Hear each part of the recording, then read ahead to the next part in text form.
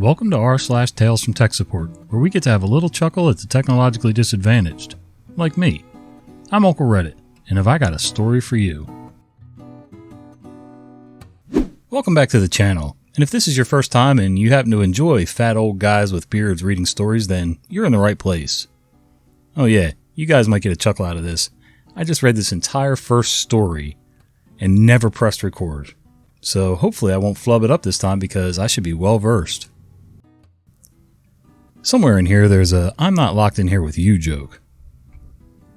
Some background will probably help. I manage a tech support team. However, the product we offer support to doesn't actually belong to our company. So my team mainly acts as Tier 1 and Tier 2, answering questions we know the answers to, and opening tickets with the vendor's Tier 3 when we know something isn't working. Because of that, we don't have real administrator access to our machines. Not in the way that desktop support would have. Justification had always been that my team doesn't need it and they keep admin/super user access restricted on that criteria. To make it so we can get our work done, we have many homebrew tools and scripts that we run.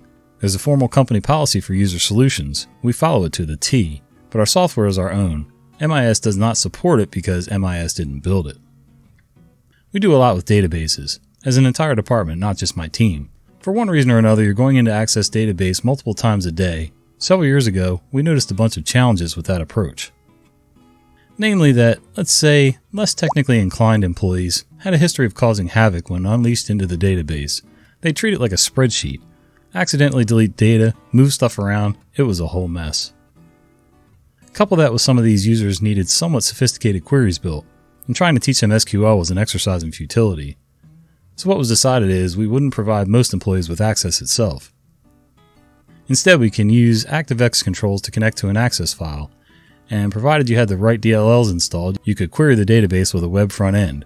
Zero chance of someone messing up the data because they had no way to do so. You put your parameters in the web front end, and the web page crafted the SQL query for you and displayed the results on the page. With that background done, it actually worked great as a solution. Then one day, things stopped working. Investigating, I found out that it was because our office had updated, so we now had 64-bit DLLs. And IE, the only browser we have with ActiveX, was 32-bit, so I reached out to Help Desk, who actually have admin rights to the desktop environments, to help. They insist that we have a 64-bit IE, and I just need to use that, so I show them it doesn't work. Then the ticket escalates. The next tier tells me I need to talk to whoever wrote the software. I told them that's me. There's nothing wrong with the code, it's the environment, and I can't make changes to the environment. They basically argued with me again and again that the code is bad. Finally, I get them to set up a test VM with just 32-bit Office, and it totally works. Further, the 32-bit Office works with what's supposed to be the 64-bit IE, proving that what we were saying is 64-bit clearly isn't. So the ticket escalates one last time and things get honestly contentious.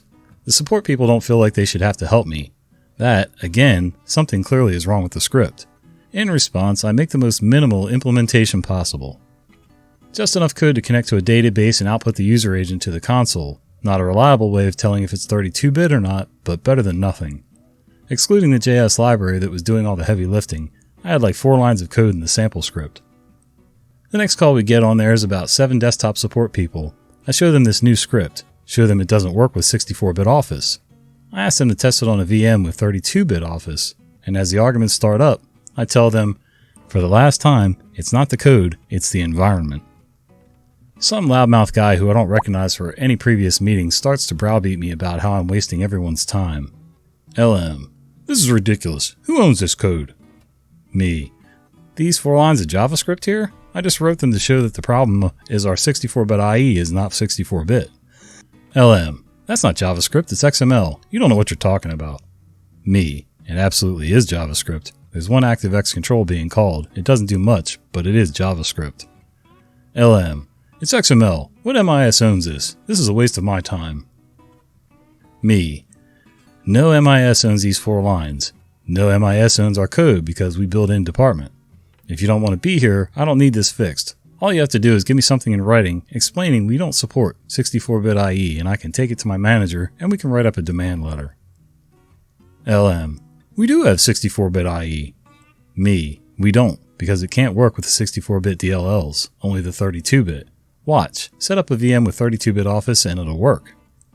LM. Why do we have to do that? Why aren't you setting up a VM? Me, because desktop support won't grant me or my team admin access. I can't install or uninstall software or set up VMs. LM. Anyone in MIS should have admin rights. Me. I'm not in MIS. LM.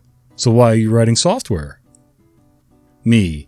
Because there's a risk policy that allows us to do so, and all of our controls are in place. If you don't like that policy, take it up with risk. I'm not asking you to troubleshoot my code. I'm asking you to troubleshoot Internet Explorer, and that's 100% you guys. LM. Fine, someone on the call set up a VM. And someone does, and lo and behold, it runs fine in 32-bit Office and 32-bit IE. I then again tell them to try it with 32-bit Office and 64-bit IE. Loudmouth objects, says it won't work. And it runs fine with 32-bit Office and 64-bit IE. At that point, LM stayed quiet for the rest of the meeting. Finally setting up a call with Microsoft, the vendor confirmed, "Yep, that's not 64-bit IE. We don't know what your company did, but those are 32-bit IEs, and when Microsoft broke down their suggestions, desktop support decided to formally declare that 64-bit IE will not be available or supported." Granted, IE is now dead, but we had something like 18 months to get to another solution, and instead we suddenly found ourselves in the lurch. I wrote LM's manager about how unprofessional he was, and if anyone on my team talked that way to a client or service partner, they'd be lucky if all I did was write them up. Of course, never heard a response. Someone like that either has a laundry list of complaints, but for some reason no one will discipline him, or he learned it from his manager. Not really a happy ending, but at least I could get on with my life. Wow, what a clown. Holy cow. It doesn't sound like he understands the structure of the company outside of his own little bubble. And he definitely wasn't willing to listen to anybody else about anything. Have you guys ever worked with somebody like that? Let me know down below. Crystal power's down? I'll be right over, ma'am. I accidentally ended up in the phone book as a computer repair company. I swear this happened. It was around 2007. The company I started had a technology type name. So when I declined repeated attempts at obtaining a Yellow Pages ad, and almost never answering my phone because I was busy kickstarting my business, the crazy marketing people at the local Bell company threw me into the computer repair services category of the published directory. And I was at the top of the list alphabetically. Why me? After a while of ignoring the calls, well, I just went with it. The company I was starting was having funding issues and was slow to develop, so I just started going on service calls when someone would call me to fix their computer. I just charged a lot and made it worth my while. So I got a call about Microsoft Outlook corruption or something really lame like that. Remember Outlook.pst files? Pretty sure it was some kind of software issue on a Windows XP box. I went to the house in a very rural area, way out in the boondocks, super slow internet. The lady was older and not very computer savvy, but I needed to save her PC from corrupted data files or some such. I think it had a failing or a full 40 gigabyte hard drive or something that would take a lot of time to fix, but was not a difficult problem. The main issue is that her business was down, and I had to get it back up again, even temporarily. Then we got to talking. The lady really needed her computer fixed because there were business transactions at stake. She was selling big ticket items, and the customers needed her to answer questions and ship the items fast. I'm not normally one to get distracted from business and let my eyes wander off my task. But this was different. I was apparently inside the lair of one of the most sacred and illustrious sites for crystal power in the whole country, because my customer would speak some kind of enchanted spell over these crystals that she found, and sell them on eBay for about 100 times their worth as minerals. Oh my god. She pointed around the eerily dim room at her numerous crystals that were given spooky names, and explained that each one had been carefully energized by whatever power she claimed existed in the area. Her house was full of these colorful crystals, some sitting under triangles or hexagons or strange lighting. Maybe she grew them? I don't know. But sure enough, once I fixed the PC, probably a full hard drive, I perused her broken email box. I came across numerous excited emails with questions pertaining to the power or energy of a particular rock that she was selling. I'm talking about crystals in the $100 plus range. She bragged about crystals going for well over $200. Well, I hate to say that I was her enabler. I eventually got her PC running again, installed a new hard drive, charged her an arm and a leg for my time, and went back to screening my calls. No sacred crystals were harmed in the making of this Reddit post. Oh my god. I'm not normally one to poo-poo things like that, but crystals? Come on. The I in VoIP stands for Internet. I work for a VoIP telecom company in a Tier 3 group whose primary customers are small and medium-sized businesses. We work tickets that should have been vetted and troubleshooting has already been performed, We do not take inbound calls from customers unless we reach out to them on an active ticket and give our direct callback number. Around 3:30 p.m. today, my phone started ringing. It's common to get spam calls, and I hadn't left any messages, so I ignored it. Then the number called again, and a third time. By the fourth call, I finally picked up. Me. Thank you for calling VoIP.com. This is Nikogo. How can I help you? Caller. Hi, Nikogo. I'm with a random customer company, and we're hard down. My boss told me to call you because if anyone can get us working, it's you, Nikogo. Me. Super confused. That's not how this normally works. Do you have a ticket or a case number for reference? Caller. No, we don't, but here's our account number. While she's on the phone, I'm searching my systems, trying to figure out who they are and how they got my direct unpublished number. I find nothing, but figure I must have worked on a previous issue and they saved my number. Me. Okay, so my group doesn't take direct customer calls for issues. You'll need to create a case at our website, voipcom.com, and one of our agents will open a ticket with my group if they're unable to get you working. Caller. No, I can't do that. I have no access. Me. Well, there's a chatbot to assist you as well. Caller. No, I can't get to the website at all. Me. Wait, you have no access at all? You can't get to any website? voipcom.com, Google, Facebook? Caller. Nope, it's all down. Me. Okay, now this is starting to make sense. Your phone service with us requires internet access. If your internet is down, then it makes sense your phones are hard down. This is either your network equipment or it's your ISP. You'll probably need to reach out to your ISP. Until then, your phones aren't going to work. Caller. Slightly disappointed I can't fix it. Oh, okay. Thank you. Click. After she hung up, I sat at my desk for a few minutes just flabbergasted. Yes, your VoIP phone service does require internet to work.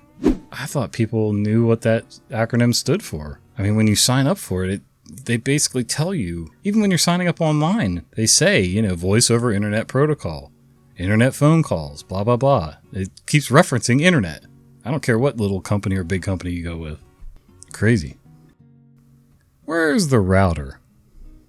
A general officer calls in for urgent tech support. He has a conference call with the other senior leaders in 45 minutes, and he's unable to connect to the internet. Initial attempts are made at diagnosing the problem remotely. However, he insists a technician be sent over right away. Since he's got stars, he gets what he wants. A technician is dispatched. Tech arrives at residence, immediately notices there is no connection to the computer. Tech asks the general where the router is. General's a bit confused. Tech explains the router is the box that connects to the internet. General says, it's in the living room.